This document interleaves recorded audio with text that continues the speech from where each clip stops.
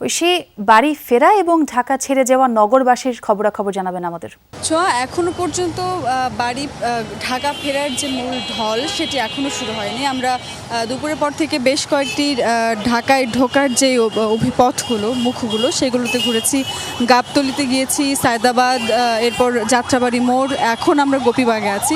সব দিকে ঘুরে যেমনটি দেখতে পেলাম সেটি হচ্ছে এখনো পর্যন্ত সেই ঢল শুরু হয়নি, ঢাকায় ফেরা মানুষের ঢল। তবে বেশ ভালো সংখ্যক মানুষ আজও ঢাকা ফিরছেন। আমরা কাউন্টার সংশ্লিষ্টরা, বাস কাউন্টার সংশ্লিষ্টদের সঙ্গেও কথা বলেছি।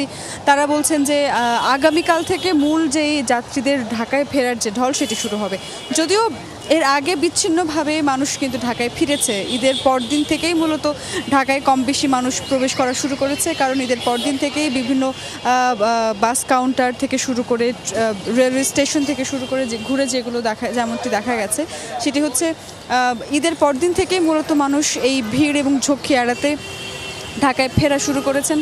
এখন এই কারণে আসলে যাত্রীদের সংখ্যা মোটামুটি আজকে পর্যন্ত বেশ কম। তবে যারা কাউন্টার সংশ্লিষ্ট তারা বলছেন যে যাত্রীরা কিন্তু আগামীকাল থেকে মূল যে ঢল তাদের সেটি শুরু হবে। এখনও গতকালও আমরা দেখেছি যে অনেকেই ঢাকা ছাড়ছিলেনও, কারণ ঈদের পর অনেক সময় অনেকে ছুটি, ঈদের সময় অনেক অফিস করে, আবার অনেক সময় অনেকে ঈদের পরে আসলে গ্রামের বাড়িতে যান। সেই জায়গা থেকে অনেককে দেখেছি আমরা গতকালও ঢাকা ছাড়তে। আজকের চিত্রটা একটুখানি ভিন্ন, আজকে ফেরার সংখ্যাই বেশি। তবে আগামীকাল থেকে এই সংখ্যা আরও বৃদ্ধি পাবে এবং যাত্রীদের সঙ্গে কথা বলে যেমনটি জানা গেল আগেভাগে ফেরাতে তারা বেশ স্বস্তির সঙ্গে ঢাকায় ফিরতে পেরেছেন। যাওয়ার সময় বেশ কিছুটা ভিড় ছিল, সে জায়গায় কিছুটা ভোগান্তি হয়েছিল, তবে ফেরার অভিজ্ঞতা বেশ স্বস্তির তারা বলছিলেন। অনেক ধন্যবাদ ঐশী আপনাকে।